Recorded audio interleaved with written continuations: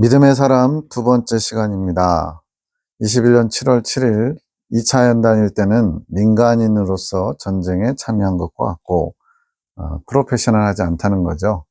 세 번째 연단 중에는 훈련받은 군인으로서 전쟁에 참여한 것과 같다.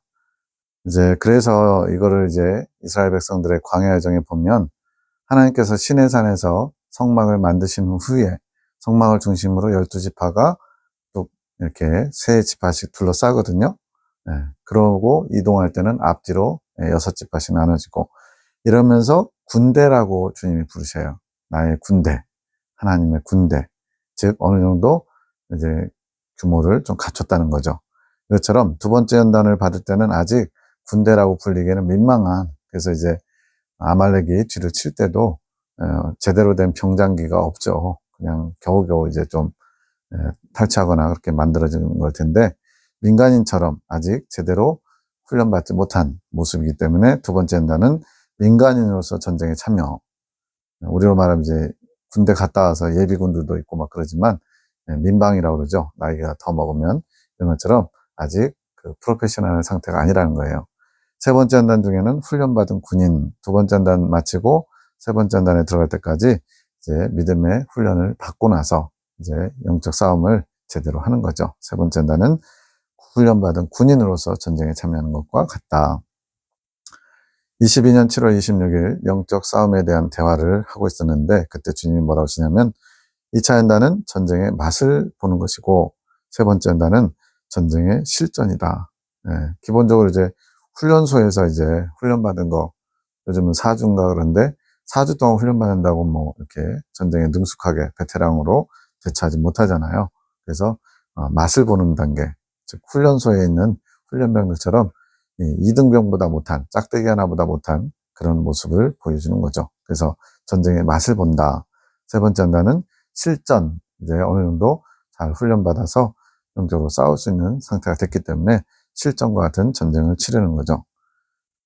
땡땡땡을 위한 마지막 축복 기도를 하라고 하심. 아마도 김봉식 집사님 같은데, 주님께서 원하시는 그 축복의 분량이 있어요. 본인이 기도해야 되는데 본인이 그 분량을 채우지 못하니까 이렇게 중재자를 통해서 축복의 기도를 하게 해줌으로써 그 주님께서 그분에게 내려주기 원하시는 그런 분량을 채우는 겁니다.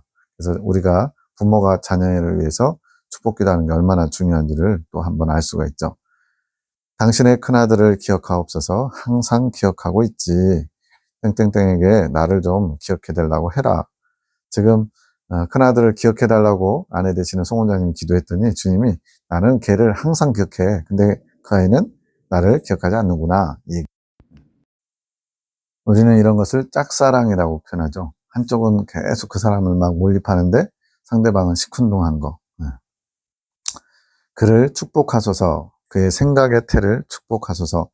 당신의 생명의 말씀을 잉태해야 될, 깨끗해야 할 소중한 공간. 그래서 생각의 태랑은 뭐예요? 태는 머무르는 보호하는 그런 태잖아요. 그 생각의 태, 그 지성 안에 주님으로만 채워지고 담아져야 되는데, 그것을 자꾸만 마귀가 심어주는 엉뚱한 것들, 세상적인 것들, 정욕적인 것들, 마귀적인 것들을 자꾸 이렇게 담으려고 하는 게 우리의 타락한 인간의 본성이죠. 그 생각의 태를 주님께서 지켜 보호하여 주셔서 주님이 아닌 것들을, 더러운 것들을, 정욕적인 것들이 담기지 않도록 지켜달라는 거죠.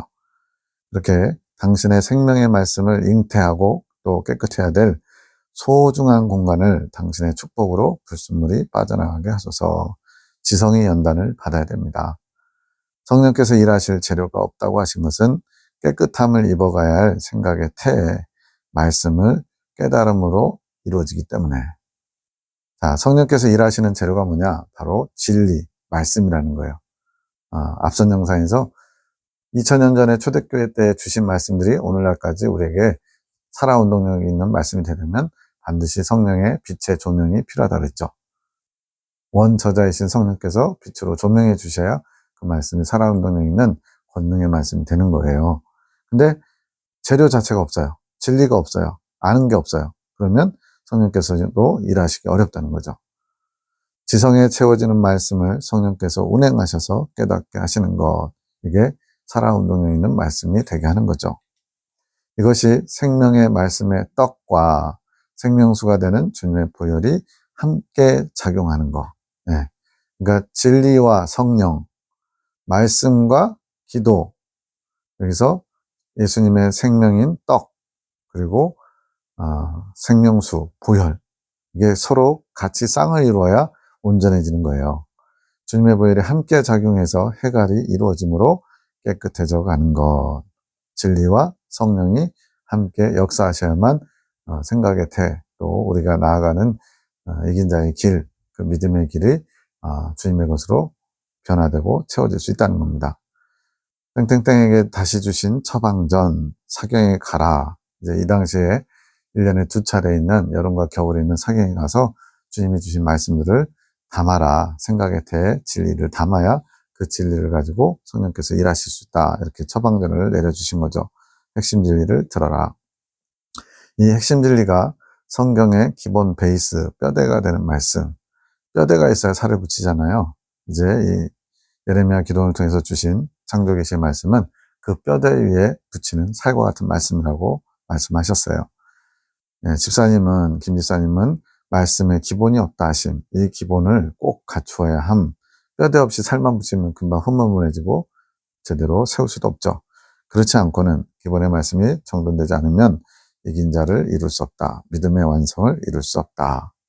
우리에게 주신 말씀은 기본 말씀이 아닌 기본 말씀, 뼈대가 되는 것은 핵심 진리고 핵심 진리를 알아야 이 창조 계시의 말씀들이 충분히 다 소화되고 이해될 수 있다는 거죠.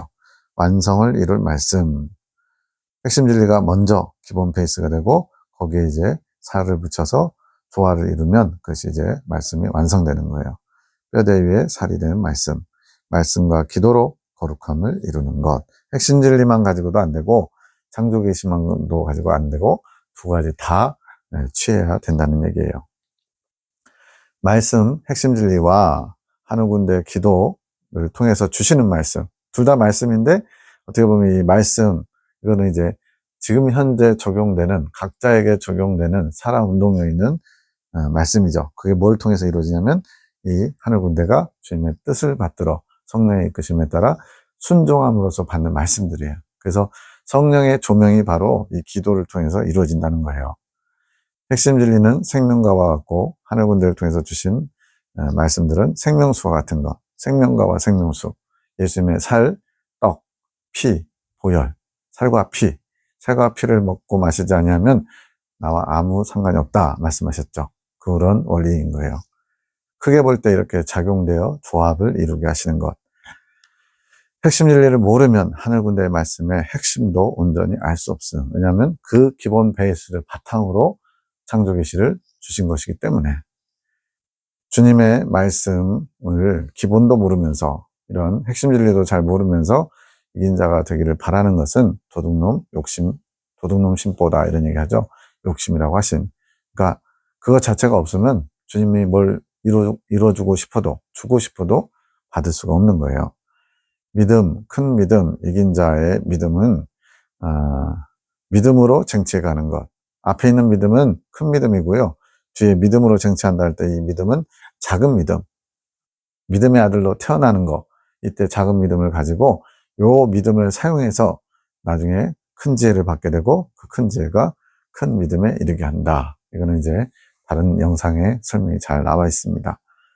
믿음은 주님을 믿는 것인데 곧 말씀을 믿는 것. 그런데 김 집사님은 믿는 게 아니라 주님이 있다는 것을 아는 수준.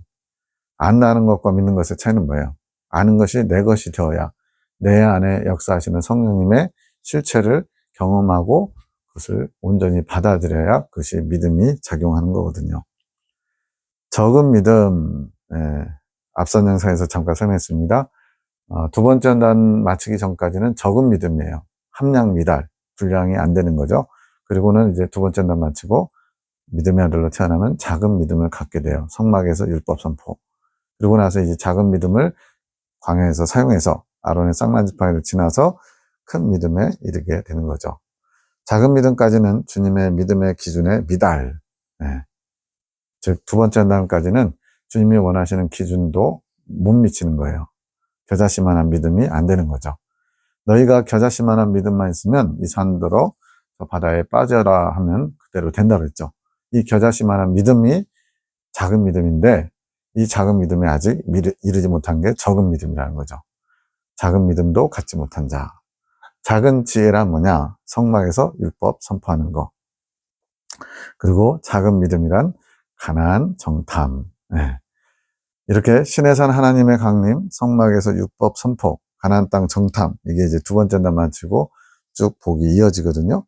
근데 이런 작은 지혜를 가지고 작은 믿음을 갖게 되는 거예요.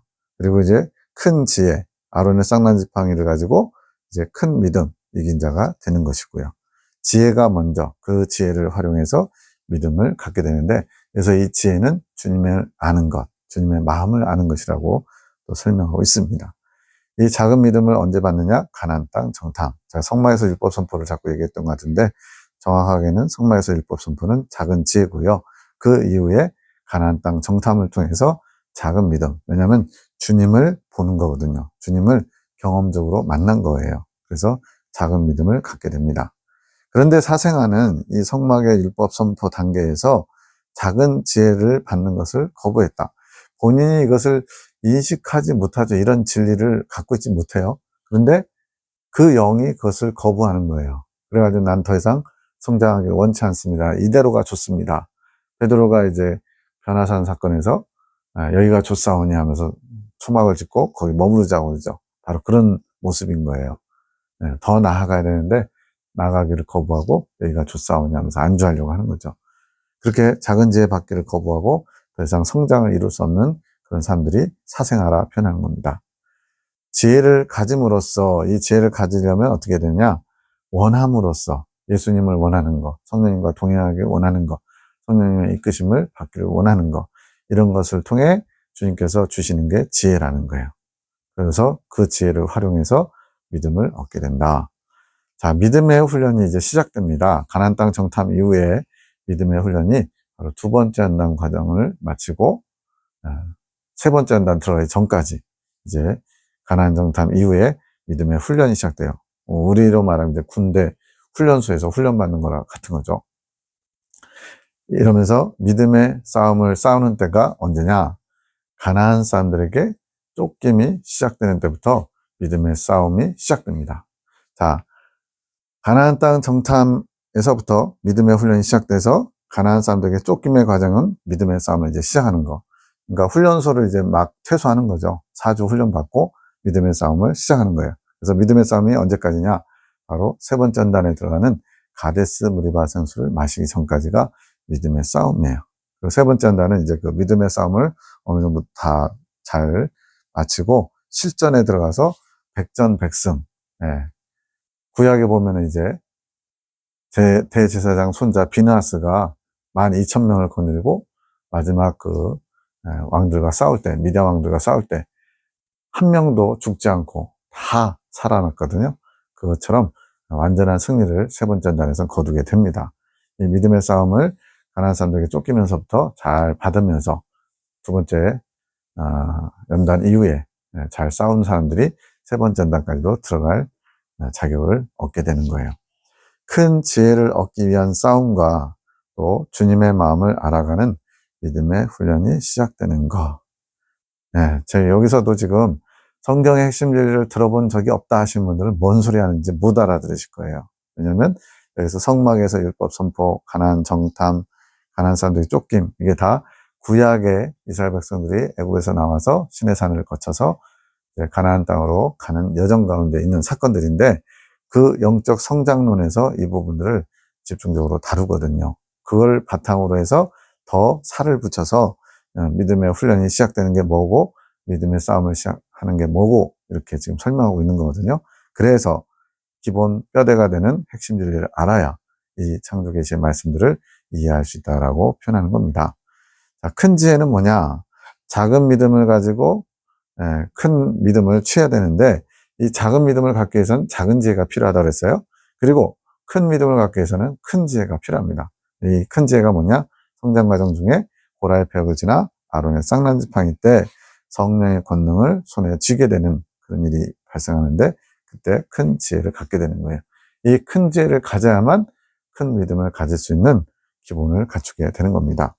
믿음으로 능력을 취하는 때, 여기서 큰 믿음은 이긴 자를 가리키는 거고요. 이거는 성경의 핵심 진리의 영적 성장론을 잘 알아야 이해할 수 있습니다. 22년 7월 8일 겸손해야 좁은 문을 발견할 수 있으며 겸손해야 좁은 길을 향하는 문을 발견할 수 있음.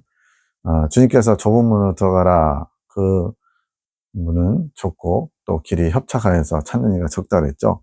근데 이 창조계시에서는요, 주님이 좁은 문과 좁은 길 이 두 가지를 좀 이렇게 뚝 떼어놨어요. 이것도 이제 영적 성장론을 아셔야만 이해가 되는데, 이 좁은 문은 이제 밑에 나오죠. 주님을 원하는 마음이 되어야 발견되는데, 이 좁은 문을 통과하는 것이 바로 이제 두 번째 연단을 마치는 것이고요. 이 좁은 길을 향하는 문이라는 것은 뭐냐? 좁은 길에 들어가는 문은 이 좁은 문과 표현이 거의 같아 보이는데 다른 거예요. 좁은 문은 두 번째 연단 통과하면서 마칠 때 나오는 거고요. 좁은 길로 들어갈 수 있는 이 문은 가데스 무리바 생수, 즉 세 번째 연단 들어가는 관문과 같은 겁니다. 그러니까 우리는 좁은 문과 좁은 길을, 좁은 문 들어가면 좁은 길이 나온다고 생각하잖아요. 근데 이 창조계시에서는 좁은 문은 두 번째 연단을 마치고, 마치 뱃속에 아이가 태어나는 것처럼 엄마의 질을 통해서 자궁에서 나오는 것처럼 좁은 문을 엄마의 질을 통과해서 태어나는 그것으로 설명한 거고요. 좁은 길을 향하는 문은, 이제 좁은 길은 어디겠어요? 세 번째 연단이란 얘기죠. 그 세 번째 연단에 들어가려면 가데스 무리바 생수를 마셔야 되는데, 이 좁은 길을 향하는 문은 좁은 문에서 한참 더 뒤에 두 번째 복 받는 과정을 다 마친 후에 좁은 길을 향하는 문 가데스 무리바 생수를 마셔야 세 번째 연단에 들어간다고 말씀합니다. 저도 지금 설명하면서도 참 이 핵심지를 모르는 분들한테는 완전히 이건 뜬구름 잡는 소리겠구나 싶어요. 근데 어떻게 할 수가 없어요. 왜? 이 내용을 다 설명하려면 이 페이지만 가지고 1시간 이상을 해야 되니까, 그럼 또 진도가 못 나가서 어쩔 수가 없네요. 자, 근데 여기서 핵심은 뭐냐? 어쨌든 좁은 문이 있고 좁은 길에 들어갈 수 있는 문이 있는데 두 개가 뚝 떨어져 있다는 게 초점이고요. 그게 두 번째 연단 마치고 좁은 문. 가데스 무리바 생수 마신 건 세 번째 연단 직전에 마시는 건데, 이게 좁은 길로 향할 수 있는 문, 좁은 길에 들어가게 되는 문이다. 이렇게 좀 다르게 표현됐다는 것과, 또 하나는 주님을 원하는 마음이 있고 주님만을 원하는 마음이 있다는 거. 주님을 원하는 마음하고 주님만을 원하는 마음의 차이는 뭘까요? 더 주님을 간절히 소유하고자 하는, 주님만을 소유하고자 하는 자세, 마음의 원함의 차이가 있겠죠. 100%의 마음과 50%의 마음, 뭐 이 정도 생각하면 될 것 같아요. 21년 1월 9일 K 집사님에게 내가 너에게 허락했다. 열심히 달려오너라. 영적으로 더 성장하는 거. 그거를 이제 1년 4개월 후에 보충해 주셨는데, 주님께서 허락하지 않으시면 영적으로 성장하는 길이 열리지 않는다. 이거는 뭐 당연한 얘기 같지만요, 아주 중요한 얘기예요. 내가 영적인 욕심을 가지고 막 구한다고 해서 영적인 길이 허락되지는 않아요. 물론 영적 욕심을 주님이 사용하시긴 합니다. 제자들도 보면 처음에 부르실 때 사람 낚는 어부가 되게 하리라, 요 한마디 했더니 제자들이 엉잉 하면서 따랐을까요? 뭔가 여러 가지 좀 주님께서 설명해 주셨겠죠. 근데 제자들 마음속에는 높은 자리 차지하는 줄 알았을 것 같아요. 왕으로 오신 예수님, 거기에 좌정승, 우영의정, 이거를 하고 싶은 그런 어떤 욕망, 그런 것들이 언제까지 있었어요? 예수님이 내가 이제 십자가에서 죽어야 된다라고 변화사슬 사건 이후에 이제 제자들에게 나타내시는데, 그 표현을 듣고서는 서로 막 싸우죠. 그리고 베드로는 그 길을 가시면 안 됩니다 하고 막 막기도 하고요. 그 사건이 가이사랴 빌립보에서 있었던 거예요. 사단아, 내 뒤로 물러가라. 베드로의 마음속에는 주님의 뜻이 이루어진 것보다 본인이, 주님이 이제 이렇게 닭쫓던 게 지붕 쳐다보는 식으로 본인이 아무것도 아닌 것이, 그것이 덜컥 겁이 났겠죠. 그런 것처럼 영적 욕심으로 시작됐지만 영적 소망으로 바뀌어져야 됩니다. 주님으로부터 그 영적 소망, 주님의 때를 기다릴 수 있는 지혜를 가져야 되는데, 이러한 내가 영적 욕심으로 아무리 높이 성장하고 싶어도 주님께서 그 마음을 받으시고 허락하시지 않으면 그 길이 열리지 않는다는 거예요.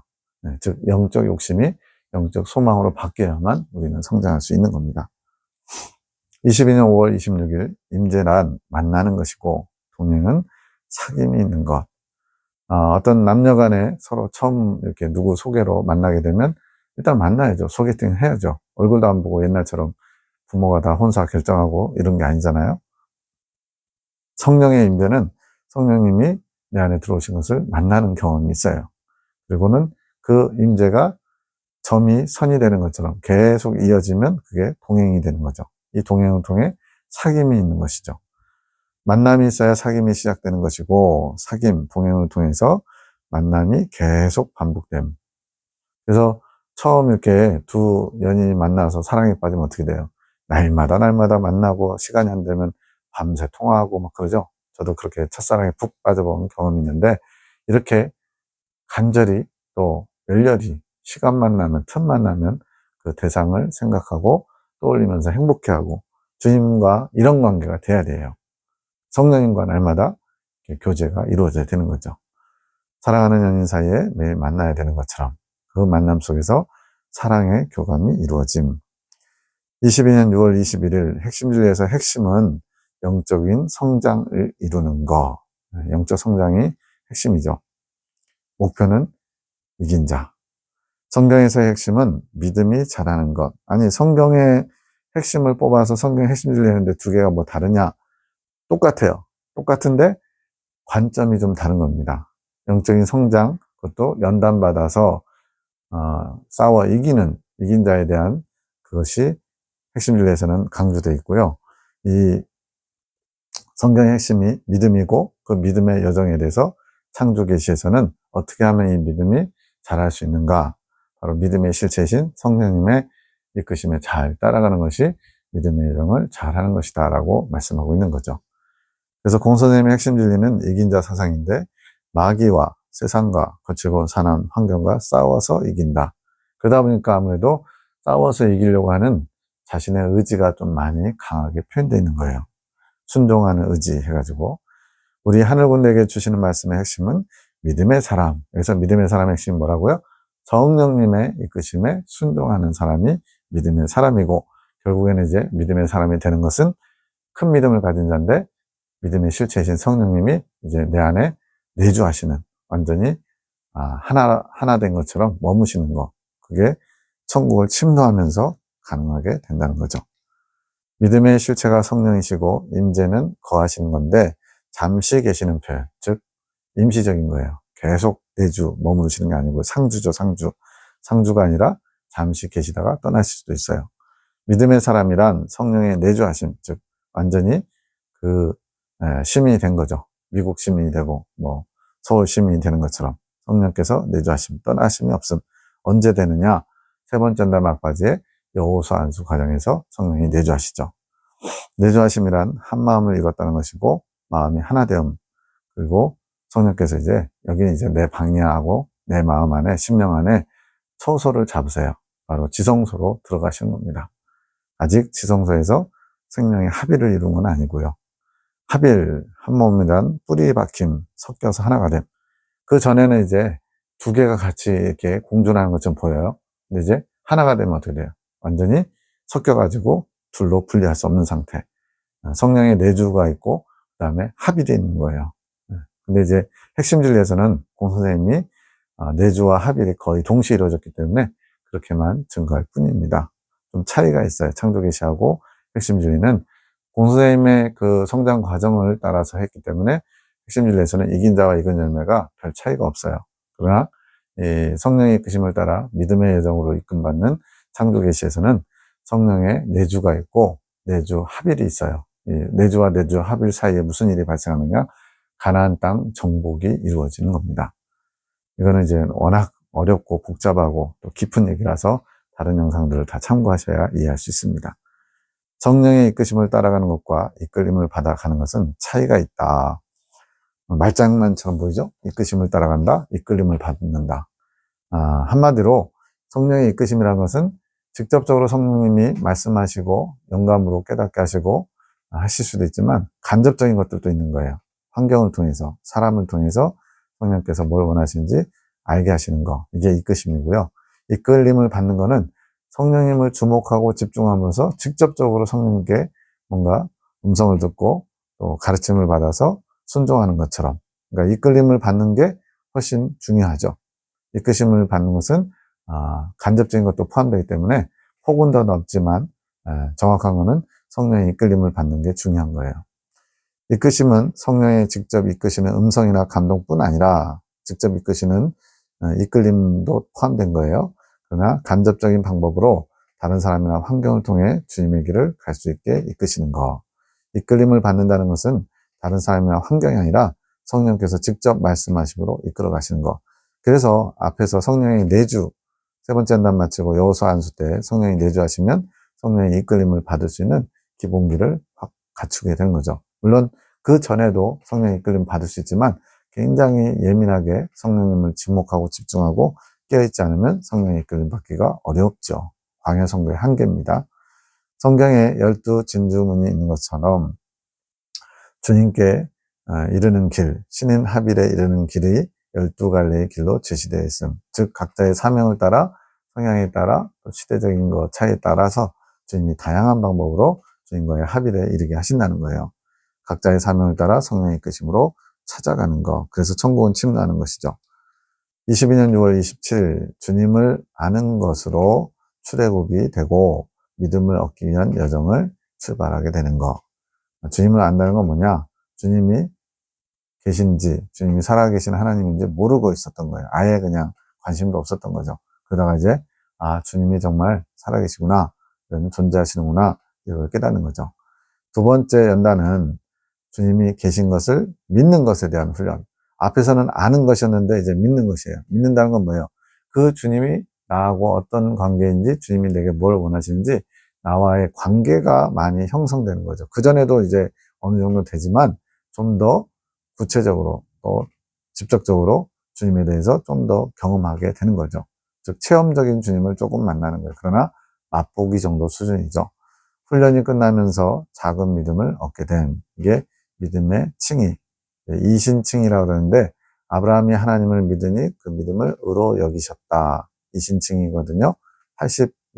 85세에 이제 그렇게 되시는데 이때가 바로 이제 75세에 이제 하나님을 믿게 되고 10년 만에 이제 이신칭에 이른 거예요. 이것이 이제 작은 믿음을 얻는 거예요. 믿음, 이 작은 믿음을 가지고 믿음의 훈련이 시작되면서 점점 주님의 마음을 알아가면서 주님의 마음을 이제 좀 안다 할 만한 때가 아론의 쌍만지팡이 과정이고 이것을 지나 이제 주님의 생명에 이르게 된 큰 믿음을 갖게 되는 거죠. 우리는 믿음의 사람이라고 하시면서 믿음의 여정을 알려주시기 위해 이런 것들을 알려주시는 것.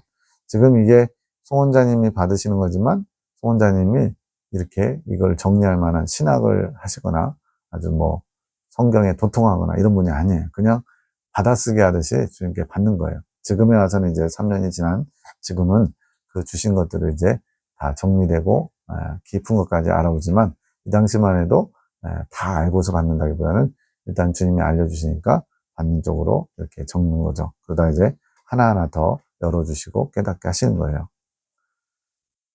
믿음의 훈련이란 믿음으로, 작은 믿음으로 믿음의 훈련이 시작되어서 이 작은 믿음은 언제 받는다고요? 가나안 땅 정탐. 그때부터 이제 믿음의 훈련이 시작돼서 주님의 마음을 알아가다가 주님의 마음을 안다라고 주님 인정해 주실 때가 언제냐? 바로 고라의 벽을 지나 아론의 쌍난지팡이 때, 그때 주님의 마음을 좀 안다. 그래서 마음과 하나 되었다. 마음의 합한 자 이런 표현이 나오기 시작합니다. 그러나 그것도 완성된 건 아니에요. 믿음의 싸움을 싸울 때는 언제냐? 작은 믿음, 즉 가나안 땅 정탐 이후부터 믿음의 훈련을 하면서 이제 믿음의 싸움을 어느 정도 살아가는 거죠. 즉 믿음의 훈련은 가나안 사람들에게 쫓김에서 가나안 땅 정탐 이후에 가나안 사람들에게 쫓김 사이에 믿음의 훈련, 믿음의 훈련 이후에 믿음의 싸움, 그 다음에 믿음으로 능력을 취하는 때가 큰 지혜를 받은 때인데 바로 아론의 쌍난지팡이 때부터는 성령의 권능을 받아서 어느 정도 직접적으로 성령의 권능을 사용할 수 있게 되는 거예요. 이때도 내 거는 아니고요. 주님이 허락하실 때만 빌려 쓰듯이 권능을 사용합니다. 좀 어렵죠? 22년 4월 27일 수요예배 시간에 이제 그 말씀을 전하시던 여자 전도사님이 계셨는데, 말씀을 많이 봐야 되는데 이러면서 본인도 잘 하지 못한다고 아마 말씀하셨나 봐요. 그랬더니 주님이 뭐라고 하시냐면, 말씀을 액세서리처럼 달고 다니는 자들이 많다. 이건 뭐냐면, 말씀이 살아 운동력 있는 생명력 있는 말씀으로 이렇게 나에게 있는 것이 아니라 하나의 뭔가 말씀을 많이 알아야 될 것 같은 의무감, 또 많이 외워야 될 것 같은 의무감, 이런 걸로 액세서리처럼 내가 조금 신앙이 좋은 사람이라면 적어도 말씀을 어느 정도는 알아야지, 어느 정도 외우는 게 있어야지, 이런 식으로 생각하는 거죠. 본인 스스로 그리스도인의 자격 중 하나가 말씀을 외워야 한다고 생각하면서 말씀을 푼다. 그러니까 교회를 10년 다녔는데 요한복음 3장 16절도 잘 모르고 뭐 이런 식으로 하면은 좀 비웃음을 사겠죠. 근데 이런 것처럼 그렇게 말씀을 많이 외우거나 알거나 그래야 좀 그리스도인답다라고 생각하는 거죠. 이거는 아주 표면적인 것이고 겉핥기죠. 이것이 주님 보시기에 말씀을 액세서리로 착용하는 것. 주님 기준에 그리스도인은 날마다 자기 죄를 십자가에 못 박고 부활하는 것. 이게 참된 그리스도인의 모습이라는 거죠. 주님과 함께 혼자서 막 이렇게 으쌰으쌰 열심히 하는 게 아니라 성령의 이끌림을 받아서 이렇게 자신의 죄를 십자가에 못 박고 또 십자가에 같이 죽는 것에서 그치면 안 된다는 거예요. 부활의 자리까지 나가야 된다는 것. 밤 9시 19분에 성경은 초대교회 때 주신 말씀이고 제2의 성경들이 있는데 초대교회의 말씀을 이루어갈 말씀들을 때때 보내심, 그때그때 주님께서 그 말씀들이 이루어지도록, 성취되도록. 2000년 전의 말씀은 세상적으로 보면 고리타분한 말씀 되겠죠. 시대에도 안 맞고 뭔가 비이성적이고 그렇게 볼 수 있어요. 근데 살아운동력 있는 말씀이 되려면 성령의 비추심, 조명하심으로 가능하게 되는데, 그렇게 성령의 비추심을 그냥 가만히 있으면 저절로 되는 게 아니라 도구를 통해서 그렇게 하신다는 거예요. 제2의 성경은 성경을 이룰 말씀들인데 성경과 함께 맞잡고 갈 말씀들, 즉 성경을 더 풍성하게 또 더 살아있는 말씀으로, 운동력 있는 말씀으로 보완해주는 그런 말씀들. 이제 구약 시대는 선지자들이 그렇게 말씀을 전달했잖아요. 그런 것처럼 오늘날도 선지자처럼 쓰시는 축복의 통로들이 있다는 거죠. 예레미야 기도 같은 경우 송원장님과 이런 계시 사역자들을 통해서 주님의 뜻을 나타내고 계시죠. 이루고자 하는 시대마다 주님께서 주님이 세우신 선지자들을 통해서 보내주신 선지자의 사역은 주님의 말씀을 받는 도구, 주님의 뜻을 전달하는, 주님의 마음을 전달하는, 주님의 말씀을 전달하는 통로죠. 오늘날까지도 계속되고 있음.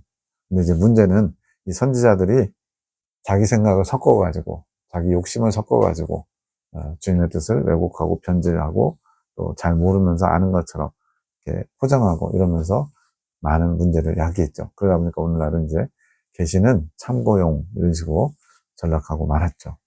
그러나 주님이 주신 말씀들이 순수하고 깨끗하다면, 인간적인 자기 것이 섞이지 않았다면 주님의 말씀으로 받아줄 수 있어야죠. 22년 7월 23일 성경 또한 모든 것의 기본이 되며, 그래서 모든 것의 기본이라는 것은 주님의 뜻, 주님을 알고 주님을 만나고 주님과 하나 되는 이 모든 영적 성장 과정에 하나님의 창조 목적의 회복에 그것의 기본 베이스가 되는 것이 담겨 있대요. 기초가 되는 것은 맞지만 그러나 그것이 모든 것의 완성이다. 성경만 있으면 된다. 이 생각을 내려놓으라는 거예요. 왜 그러냐면요. 성경만 있으면 된다고 한다면 오늘날 성경을 잘못 왜곡하고 해석해가지고 왜 이단들이 나오겠어요? 왜 잘못된 성경 해석자들, 그것도 정통 교회에서도 무수히 잘못 해석하고 주님의 뜻을 잘못하는 게 많거든요. 성경만 있으면 된다면 어떤 사람들의 계시나 선지자가 필요 없다면 왜 이런 일들이 발생할까요? 바로 성경을 성령의 빛의 조명이 있어야만 살아운동력 있는 말씀이고 잘못된 길로 가지 않기 때문에 그렇습니다. 그래서 성경만 있으면 된다는 기준은 주님 보시기에 어리석은 거. 2000년 전에 성경 말씀을 해석할 때 머리가 똘똘해서 굉장히 신학적 지식이 풍부해서 공부를 많이 해서 성경을 해석하는 게 아니에요. 세상 지식은 그렇게 할 수 있죠. 그러나 성경을 해석하고 성경을 바로 보게 하는 것은 사람이 아닌 성경의 저자이신 성령님의 빛의 조명을 받아야 되고, 그 빛의 조명을 받는 도구로서, 통로로서 바로 선지자들을 사용하시는 거예요. 계시사역자들을. 근데 이 계시사역자들이 깨끗하고 순수하게 자신의 그 통로를 관리하지 못하기 때문에 많은 경우에 자기 욕심을 차리고 사심을 섞고 또 왜곡되게 또 주님의 뜻을 받고 자기 주장을 하다가 오히려 불신하게 만들어서 이게 더 문제죠. 영적 성장을 이루려면 성경 안에 길이 있지만 성경 안에 그 영적 성장의 과정을 자세하게 나타내고 있어요. 근데 그 길을 이루기 위해서는, 그 길을 가기 위해서는 성경 외에 성경을 이루어갈 여러 가지 말씀의 통로들, 도구들을 통해 감추인 것들을 열어주셔야만 된다. 성경만 많이 알고 외운다고 해서 그 높이 성장할 수 있다면 계시록을 10,000번 읽은 분이 어린 양의 신부가 되게요.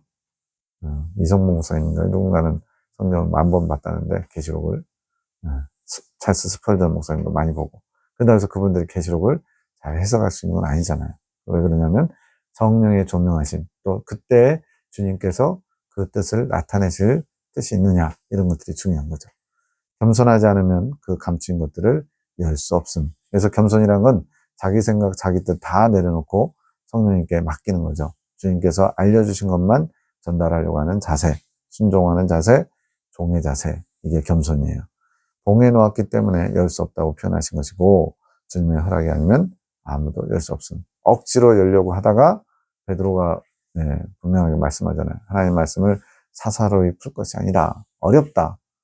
때가 되면 주님께서 또 풀어주실 것이다 라는 뉘앙스를 풍기고 있는 거죠. 이러한 말씀을 허락하신 주님께 감사드립니다.